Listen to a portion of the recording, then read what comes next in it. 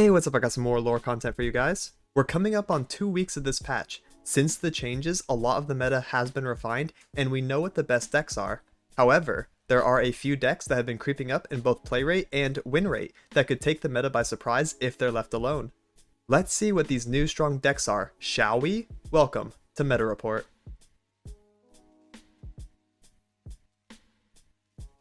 And starting us off with a beginner-friendly deck, we have a different take on elites featuring Kayle. With a win rate of 54.83% and a play rate of 1.63%, it's nearly as good as base elites. Its winning matchups include Teemo Kate, Twisted Fate Kegs, Seraphine, and Anivia. Now the worst matchups are Ashe LeBlanc, Nasus Kindred Senna, Heimer Jace, and also Jax Ornn.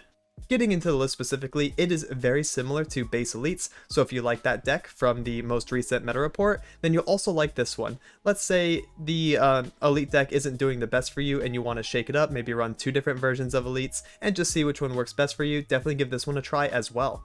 So it's got the triple Cytherea and triple Trusty Ramhound for the elite tags, of course, but it also has 2 Ranger's Resolve. Now this is really good at winning combat, especially in the mirror match. The opponent has to be scared of you sitting on 1 mana. So if you ever float 1, then Ranger's Resolve can come up and help you win like across the board, especially when the opponent wants to block efficiently. You can just Ranger's Resolve and then completely win out, and it's actually a pretty strong blowout card. Next we have the Battlesmith, of course, for the elite synergy. Whenever you summon an elite after he is developed, they will gain +1/+1 and help you develop the board and keep your stats nice and big. Next we have double sharp sight and double single combat for combat trick and also for single target removal. Really good at dealing with those pesky champions like Zoe, Ezreal, stuff like that. Things you can't normally hit but you just want to get rid of. Next we have triple blocking Badger Bear, of course, the new card that came out that has brought elites to the forefront of the meta. 3 mana 4/4, I can also block elusive all the time, and it's just premium. You play this after Battlesmith and it will be a 3 mana 5/5, very scary. Next we have double Vanguard Redeemer, 3/3/3. When I'm summoned, draw a unit if an ally died this round. Really nice at just giving you a refill card and using it to continue on the pressure. Next we have triple Vanguard Sergeant. Create the 4 Demacia, give allies 3/3 this round. Really good if you're already developed. You just spend the 6 mana to beat down the opponent or use it defensively to slow the opponent down and deter an attack. Next we have Squire, gets cheaper while you play elites. Summon this in conjunction with Bannerman plays and stuff like that, or with Garen, and then you just have an extra body to beat down with. Next we have Bannerman himself. Since we are primarily Demacia, we only run 3 non-Demacia cards. The Allegiance should proc way more often than not, and you still get the nice big AoE buff. Garen for AoE buff and also beatdown. 1 Jarvan, but this list has 2 Kayle. Now the reason this has Kayle is because there's actually a little bit of synergy between elites and Kayle herself. The reason for this is because the elites buff each other and they attack with increased stats. That way Kayle can actually come down and level in the mid game and be another really strong push. Right, so that's really interesting because of the buffs coming in from the Battlesmith, from the Trusty Ramhound, from the Sharp Sight. It's just really interesting to see that Kayle can actually level in this deck and be an absolute nuisance to carry in the mid-late. Next we have 1 random Zilani the Bloodweaver. This is for going into the late game as well. I have 2/2 for each ally that died with its power increased. Again, just like Kayle, because we are increasing the elite's power, this should proc later on and we can use it as a finisher. So when Zilani gets up to Empower 16, transforms into this thing, so it's going to be like, you know, at least 16/16 overwhelm, and you also transform attacking non-darkened followers into copies of it. So yeah, it's going to be a bunch of big overwhelm units and you just win the game outright. And to round out the list, we have 2 Champion Strength. Give allies 4/4 this round. If you have the attack token, give them Scout this round. Otherwise, Rally if you're on defense. So obviously very good there. Just use this to beat down, especially on an attack turn. Just start with this and the opponent will probably surrender. And that's it for the deck rundown. Now here's a live commentary game so you can see how it plays out. I'll be giving context why I'm playing certain cards and hopefully it gives you a good feel on how to play the deck. Alright, for the example game, we have Fearsomes. Pretty scary deck, especially with the inclusion of Soul Cleave when that got added to the game. Really good to hit on the Wraith Caller and stuff. So we're going to hit Sharp Sight and keep the Squire, keep the Ramhound. We can keep 1 Sharp Sight. That way we have Trusty Ramhound on turn 1. Then we can float turn 2. Then we can play Vanguard Squire on turn 3. She'll be a 2-drop, but that'll be really nice for our mana. And having Sharp Sight is just really good into their deck in general. That way we can block some things, especially with our non-fearsome blockers. Battlesmith on 2, Ramhound on 3. 1, 2. Yeah, okay, let's do that instead. If we see Battlesmith and Ramhound, we can actually play in this order. Because we can do Battlesmith, and then Ramhound's going to get the 1-1, and then he's going to get the +2/+2 later. Hello, Zolani. Battlesmith. We're going to take 5. And hopefully we're going to try to prevent damage here on out, so this is the most that they're going to get on us, trust. Alright, so we go into Trusty Ramhound. That lowers the cost of Squire. And now we can play Squire right after. My journey continues. And that gives us a 4-4 and another 4-4. We can use that to contest the board. Try to get some beatdown going. We'll take that. We'll take that. Sounds good to me.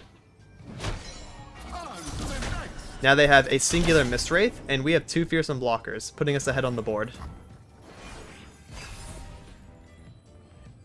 Ooh, and we drew our Kayle. Very nice. Another Wraith. That is a-okay. We will accept this. That is also okay. We will make sure to block both. And then play Redeemer. They're amping up. Remember the fallen. Redeemer, Ramhounds. I think we can play the Ramhound. That's fine. And then we will play Kayle on attack 5. Playing Ramhound means we don't also have Sharp Sight this turn, but I think that's okay. I don't feel like we're going to need it on the attack turn here. So let's do Kayle. Looking nice. What do you have? Nothing? Not even a Wraithcaller. I assume they have Harrowing in hand, but we're going to full send it. Push them down to 1 HP already. Look at that, 19 damage. Risen Mist, Burst Speed Blocker. Risen Mist, Burst Speed Blocker number 2, alright. Block, block. That's no big deal. Alright, Zolani is getting nice and big. This is a good showcase of what Kayle and Zolani can actually do in the Elite deck. So this is nice, we have 7 mana. I probably do want to Concerted Strike. Especially if something comes down and is kind of big and scary. Nocturne. Just Nocturne? I'm not really too scared of that. We could do Badger Bear. Worst case scenario, they're on double Stygian, right? I can block Stygian, and Nocturne. I really don't think it's that big of a deal. We don't need Concerted for the turn. Alright, no panic. No need to panic yet. Let's just play the Badger Bear. No Stygian? Alright, we're chill. We're chill. Play the Sergeant. Yeah, everything is okay, guys. Everything's okay. They are on 7 floating 2, therefore they cannot Harrowing. We top deck Jarvan. I was going to play Zolani this turn, but with top deck Jarvan we can just open attack and win the game probably. Because Jarvan's going to come out of hand and swing into the Nocturne. Big Kayle. We also have Sharp Sight. Yeah. Just nice and clean, just like that. We dealt with so many Wraiths that game too. And the next deck I have for you is Ziggs Taliyah. With a win rate of 55.24% and a play rate of 1.59%, it's actually quite a spooky deck. Its best matchups include Zombie Anivia, Darkness, Twisted Fate Kegs, and also more Anivia. Now the worst matchups for the deck are Evelyn Viego, Teemo Tristnar, Jax Ornn, and also Pirates. Getting into the list specifically, if you like the idea of landmarks, if you like Shurima, then this deck is for you. This is the aggressive, mid-range, beatdown, landmark, just really fun kind of deck. So it starts with 2 Ancient Preparations. You get to predict, so pick a card from among 3 in your deck, shuffle the deck, and put the chosen card on top so you draw into it next turn. After countdown 2, it will summon a 2/2 body for you as well, so you can use that to attack or block. Then you have Inventive Chemist as a 1-mana 2/1. On summon, summon a Scrappy Bomb, countdown 3, or when you destroy me, deal 1 to the enemy nexus for free. Just a quick little ping there. Next we have 2 Drop the Bomb, slow speed Mystic Shot for units, deal 2 to an enemy unit, and summon a Scrappy Bomb. Really nice. So we want to keep summoning these landmarks. As you can see, there's countdown ones, and there's also landmarks like Roiling Sands that have a trigger. We want to pop as many landmarks as possible over the course of the game, because that is going to level Ziggs, that is going to level Taliyah as we summon them, and it's also going to create a really strong win con for us, which we'll get to when we talk about Taliyah and also the Absolver. Alright, so we have 2 Pokestick, really good since we are in Bandle City. Deal 1 to anything, draw 1, love that. Triple Preservarium is a countdown landmark, and also a draw card. Really good at getting more resources. It draws immediately and then draws when the countdown is over. Rock Hopper. On summon a Rolling Sand. This makes it to where the opponent, whenever they summon a unit, it will destroy the landmark to become vulnerable. That way you can grab into stuff. This is really nice because if you develop like Rock Hopper on 2, the opponent, if they have like Action on turn 2, they don't want to play him because then he's going to be vulnerable permanently and it's just going to make it pretty easy for you to deal with him, and they don't like that. So this can be a really, really big annoyance for the opponent. Next we have Absolver. Give an ally 2/1 if you've leveled a champion this game. You also create this in hand. It's another 2 mana, but it gives you an ally 2/1 and Overwhelm. So you can give something +4/+2 and Overwhelm for 4 mana. We're really strong with the Taliyah. Next we have Endless Devout 3/3/3. Last Breath, summon a Sarcophagus. It's a countdown landmark. When the countdown is over or if it's destroyed, you get a 5/3 fearsome unit. Very nice, very scary. 2 Rite of Arcane, destroy an allied landmark or a mana gem to deal 4. This is really, really good because a lot of removal in the game does not hit for 4, but there are a lot of 4 HP units that this wants to hit, so it's just really nice removal tool to have. Even if it's slow speed, it's definitely worth it, especially with the landmark pop synergy, because you can pop your own Sarcophagus to deal 4 while also summoning a 5/3. So that's where the synergy comes in and makes this deck really scary. Next we have Triple Rockbear Shepherd. The highlight of the deck, honestly, this card is really good. When you summon an ally, advance your highest countdown landmark 1 round, and also when I'm summoned, summon a Hibernating Rock Bear, which is a countdown 3 landmark.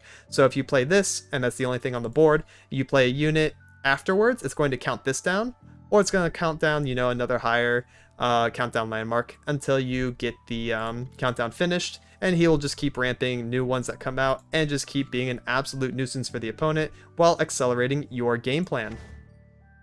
Next we have Triple Unraveled Earth. It's a draw 1 but also summon 2 Rolling Sands. Really annoying for the opponent again. Ziggs, our first champion. Attack. I deal 1 to the enemy blocker and also to the enemy nexus for free. Do a little chip damage. If you've destroyed 4 allied landmarks this game, whether it be through their own countdown or you're using your destruction cards like Rite of Arcane, he will level and also be more annoying for the opponent, deal 2. And also when you destroy an allied landmark, burn 2 for the enemy nexus. Really scary, really strong card. Very beautifully statted. 3/3/4 is premium, so love that. Next we have Triple Desert Naturalist. On play, destroy a landmark. This can be ally or enemy. Keep that in mind. We can destroy our allied landmark for synergy, but we can also destroy the enemy Sun Disk. We can also destroy the enemy Back Alley Bar. We can also destroy the enemy Howling Abyss. We can also just, you see what I'm saying? It's really good at destroying enemy landmarks and keeping their game plans down, while also having synergy with your own deck. Really, really high merit to play this card, especially in the landmark meta. Really good for the mirror as well, of course. If you destroy an ally one, you get a Rock Bear, so that's really good, especially with Devout. On turn 3, you play Devout, block with him, he dies. Then on turn 4, you Desert Naturalist the Sarcophagus, giving you a 5/3 Fearsome, a 5/5, and a 2/4 all in one turn. That's basically game winning on attack turn 4. So yeah, that's pretty scary. Double Rite of Negation, we have Shurima Deny, might as well use it.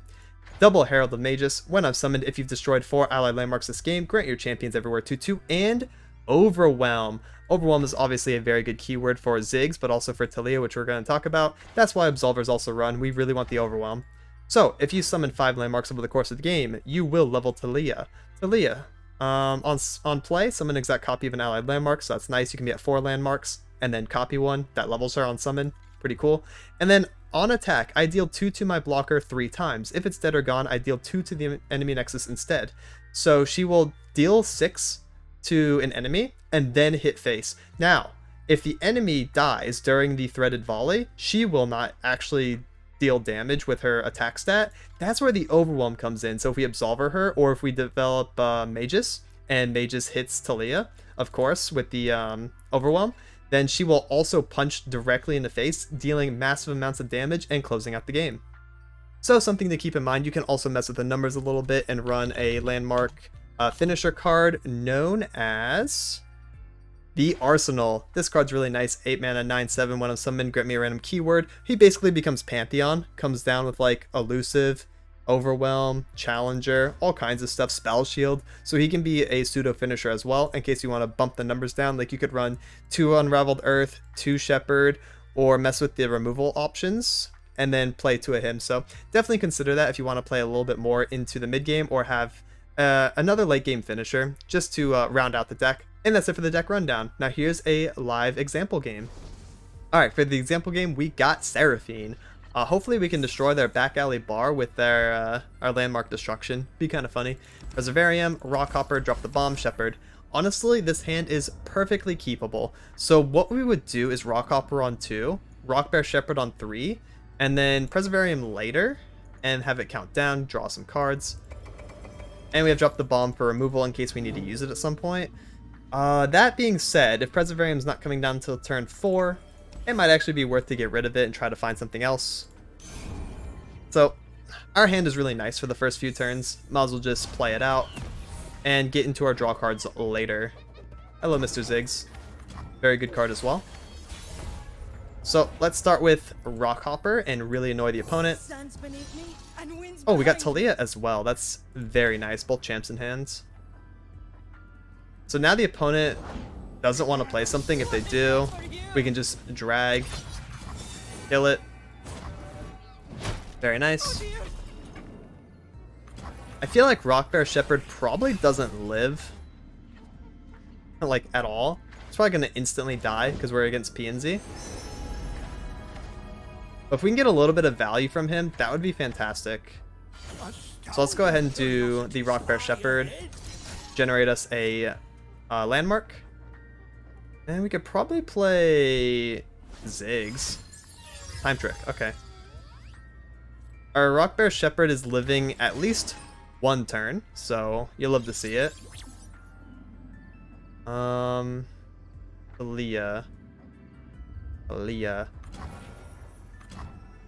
If we play Ziggs and Ancient Prep, then we can also Taliyah copy the Ancient Prep, which isn't that great. It will put her to 3-4 landmarks. Play Drop the Bomb, that will level her.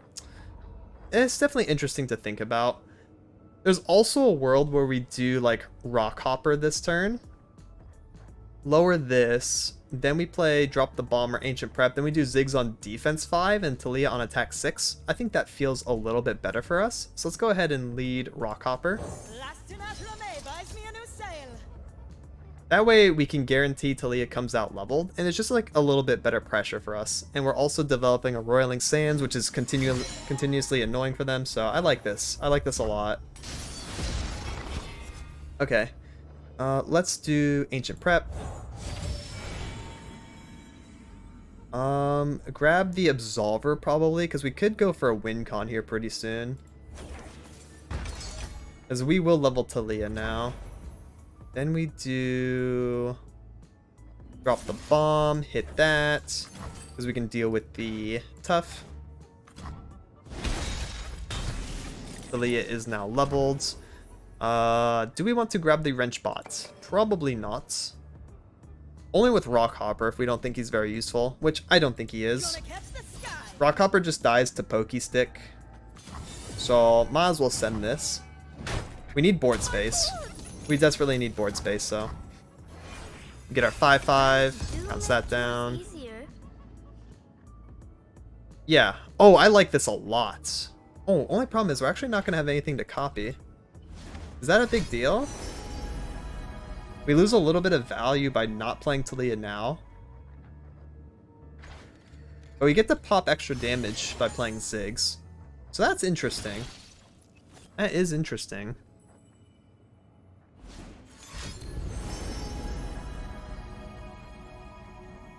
I'm actually not sure which one's better. Portal Portal, yeah. Oh wow, okay. Mentor the Stones. Yep. Put a little polish on you. Do that. This looks good. Yeah, let's go ahead and Taliyah, giving me an extra 2/2 body. Onward, everybody! The horizon calls! They're so sweet when they're sleeping. I know, right? Alright. And then we'll play Ziggs, and then do Absolver. This is really nice. Our attack 6 is scary. Thermal for 1. Yep. That is one less thermo we have to deal with. Alright, so let's Ziggs. A little boom and one really big one! Another day, another explosion! Yeah, and then we just full send it. We don't have enough mana for Absolver's Return, though. We could just play Devout and full send it that way. Because you have to think of it like this. They're on 6 mana. We get the best value just like slamming all of our units and then full sending it into them. Because it's really hard. They can't play Bar. Victor's not good enough. Ezreal doesn't work. Seraphine's not really good enough. So let's just get the body out here. Gem, okay. Gem it up. Drum solo.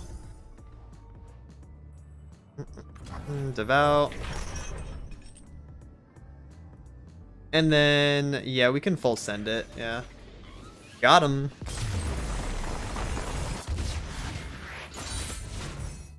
And the last deck I have for you is a returning competitor from the last patch, Leona Kayle. With a win rate of 54.11% and a play rate of 1.6%, it's important to realize that this deck is still very strong. Its best matchups are Ryze, so if you want to kill Ryze decks, go ahead and play this, Lurk, Akshan Varus, and Anivia Karma. Now the worst matchups are Heimer Nora, Braum Nora, Elites, and the Nasus Kindred Senna deck. So this deck knows what it wants to do and it does it very well, which is set up aggressive units and absolutely swing relentlessly into the opponent's face. It is an aggressive mid-range beatdown deck. I've covered it before, and it is still very terrifying. So it runs triple Crimson Pigeon, triple Rearguard, triple Solari Soldier for insane 1-drop pressure. And then it has a plethora of very powerful turn 2 units like House Spider with the ability to go wide, Solari Shieldbearer with big HP, Solari Sunhawk for stun, Twilight Protector for buffs, and then also has Pale Cascade to keep in the pocket for draw in order to refill resources and find lethals. Then for turn 3 it has Sun Guardian, which is a big beat stick. You develop it on 3, it becomes a 3 mana 3/4, and then also ramps up every turn that you play Daybreak afterwards, so you can get this thing up to like 7 attack. Put Might on it, which is really good on Kayle, Leona, Ravun, and also Sun Guardian. Really scary card. Use this to finish out the game. And then we have Kayle. Since the deck is buffing quite a lot with Pigeon, the Daybreak stuff, Kayle will level pretty consistently. Really scary card, is also a finisher.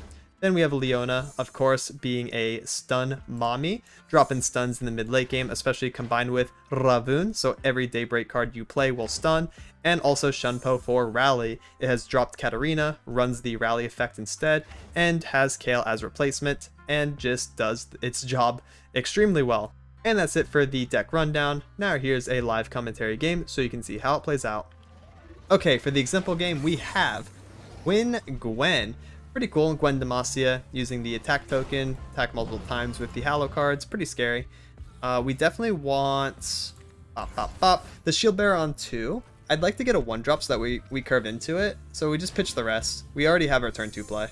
Oh wow, okay, triple 1s, that's actually really scary as well. So now we can do Rearguard, and then we do Daybreak Solari Soldier on attack 2, and then second Rearguard, and we just push 9 damage on turn 2. Which is not balanced in the very least. So we're gonna do that. Bless the faithful and sear the heretics. While also increasing our Kayle by 1. Another guest. Go. Wonderful.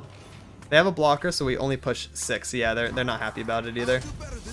Triple 1s attacking on turn 2 is not chill. While also getting a Daybreak, while also getting a Kayle level up. Oh, alright. Need to get a few more and we'll be good. Shield Bearer. My faith protects me. Block the Prodigy. Oh, Prodigy doesn't even attack. Yeah, Prodigy can't attack here, so that's good for us. Gonna go ahead and do Twilight Protector. Look at this. This just is not chill at all. Leona, Kayle, sheesh. We full send it.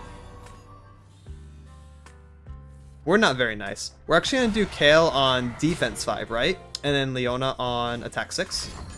8 spike. Very cool.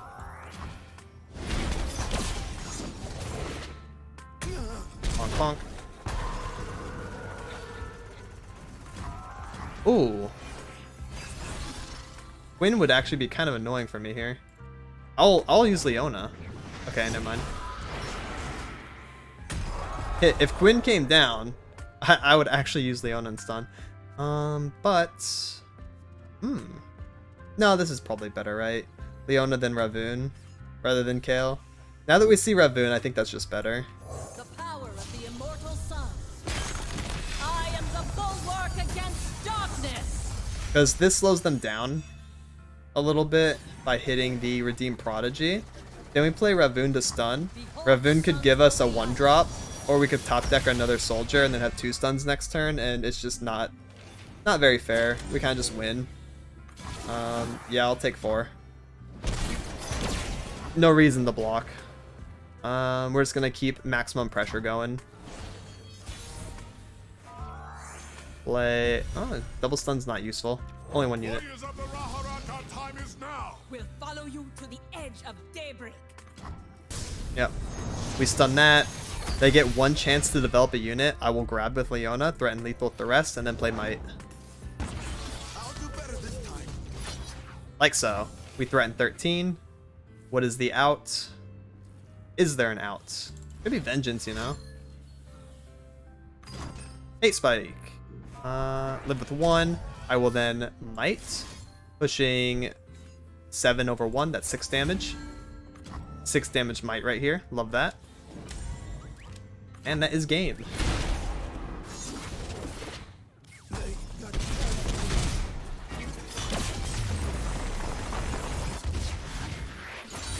And that does it for this week's meta report. I wanted to cover 3 very spicy decks. One being the beginner-friendly elites featuring Kayle, which is really interesting. A unique deck in the form of Taliyah Ziggs landmarks to maybe pique your interest and go down that road. And then also, of course, a returning competitor that is still good that people should not sleep on, which is, of course, our Leona Kayle. Definitely stay tuned for more updates. This has been Meta Report. Thank you so much for watching and have a good one. Laters!